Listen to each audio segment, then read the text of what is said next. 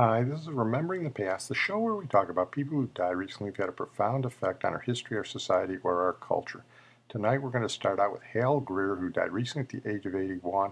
What a wonderful basketball player he was. I enjoyed watching him when I was a kid. He came out of Huntington, West Virginia, and he played at Marshall. He was the first black player at a public college in West Virginia, but he made his name in the NBA with the Syracuse Nationals and ultimately with the Philadelphia 76ers. He's part of the legendary 76ers teams that included Wilt Chamberlain, Chet Walker, Luke Jackson, Wally Jones, and sixth man Billy Cunningham. And the reason they're a legend is they were the only team to win the NBA championship in the 60s other than the Celtics. The 67 season, they beat the Celtics.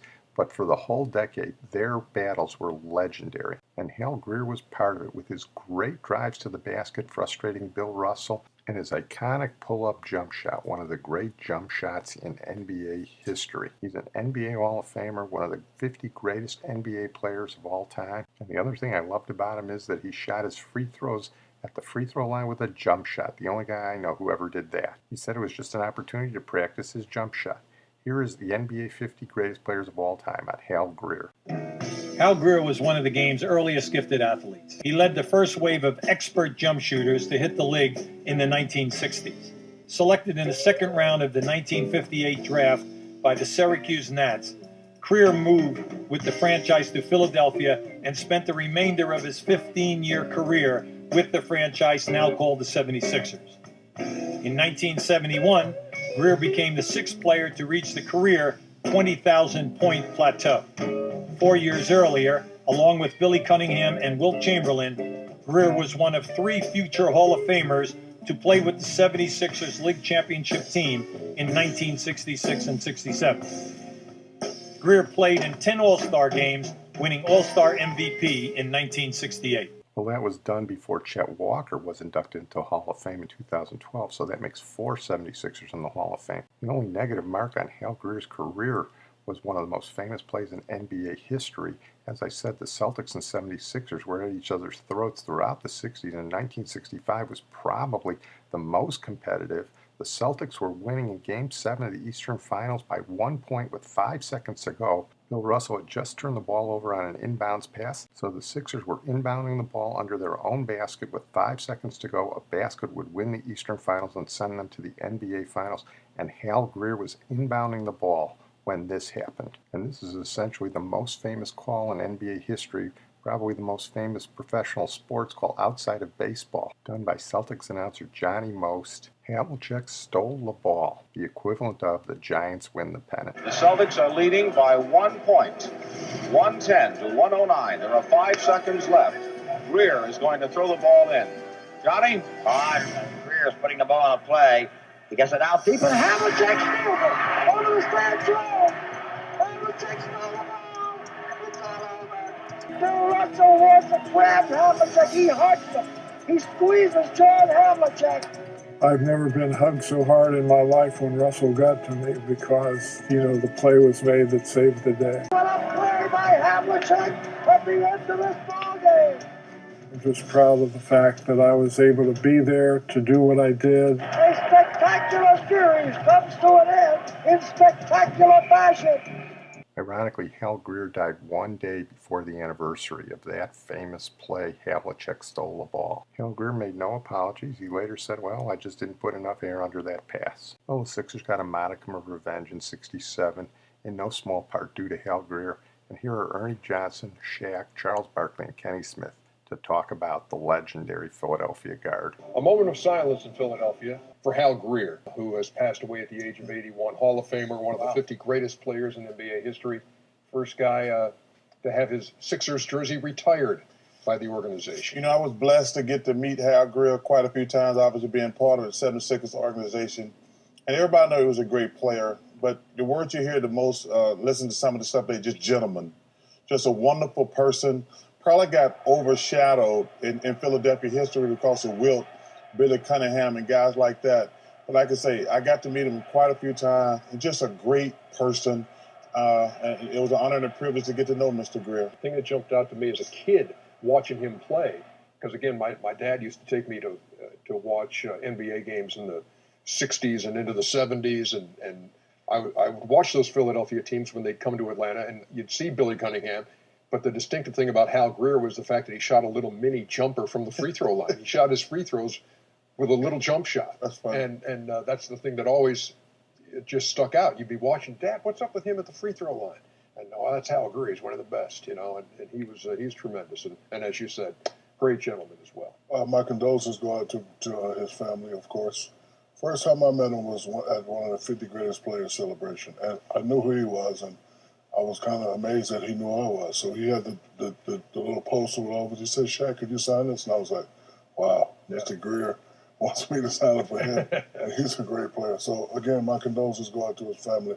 We lost a great man today. Yes. Yeah, condolences. I think overall what we realize is that guys like Hal Greer, and I think the current players are starting to recognize even at a younger age is how they paved the way and what they had to sacrifice and what they had to actually put in place so they can benefit today, even though they knew that they wouldn't be beneficiaries of what's going on today.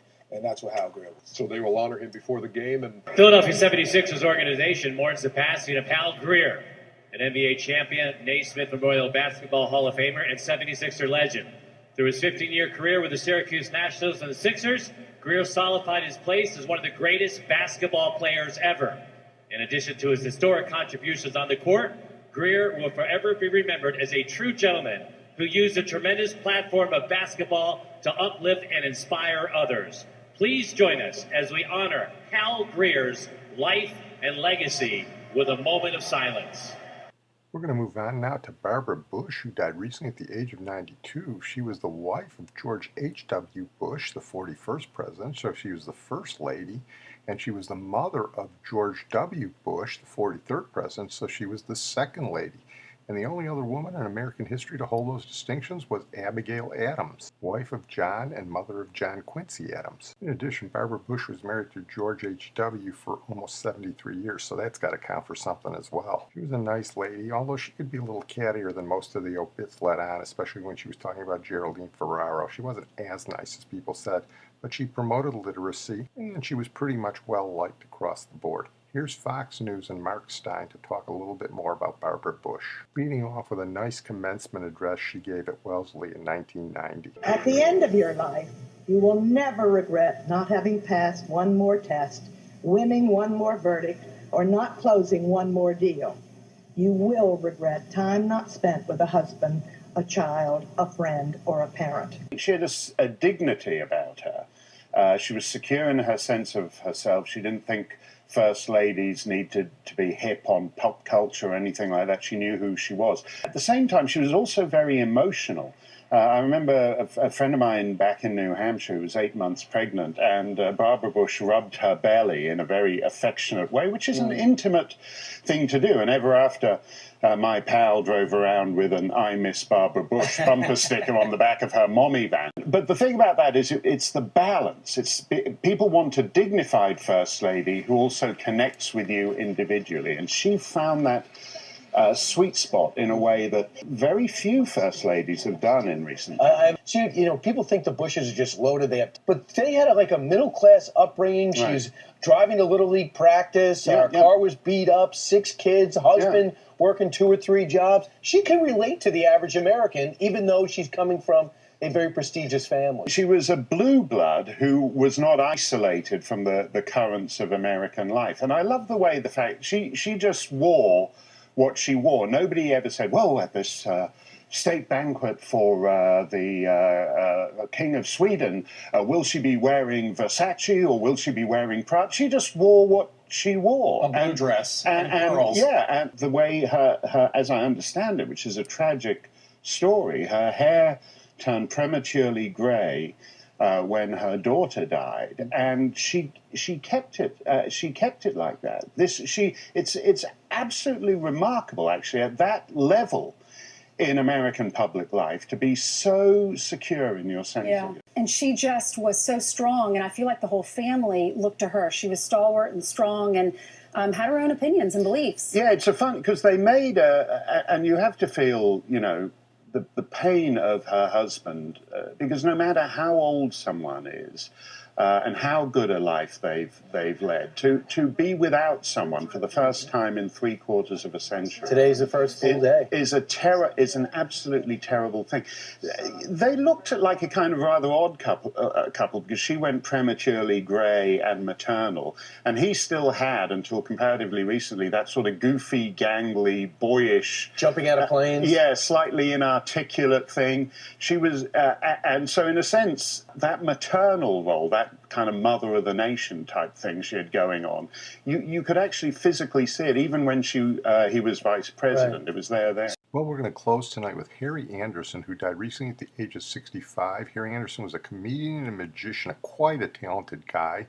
He got a start on Saturday Night Live, then he had a recurring role on Cheers, but he's best known for his 8-year stint on Night Court, where he played Judge Harry Stone, a character not unlike himself. The show played from 1984 to 1992. It wasn't a great show, but it had a good premise, and he carried the show with his personality and with his co-stars, who included Marky Post and the very funny John Larroquette. Here's a snip from one of the shows, and you get an idea of what it was like. What's up, Mac? A little case of disturbing the peace at a Star Trek convention, sir. What do we have here? A little friction twixt the old Trekkies and the new? Yes, sir. They were involved in a brawl that broke out of their convention during a seminar on the role of androids on Starfleet command vehicles. Don't you guys ever just get loaded and hire a stripper? Captain Kirk would never have allowed androids on the bridge. Rules are rules. Oh, yeah? He didn't seem to have any trouble breaking the Prime Directive anytime he felt like it. Go suck on a tribble. Go sit on a phaser. Oh, none of that language in my courtroom. Defense? My clients plead innocent, Your Honor. What grounds? Well, they claim to be victims of a mind meld. A mind meld. Oh, come on. Get real, guys. Star Trek is a TV show, for criminy sakes. I'm going to fine you each $30, and I suggest you stop living with your parents. You have no authority over us. I beg your pardon? We are governed by the laws of the Federation. Is that so? Okay, that's contempt, Chucko. 1 day in the county jail.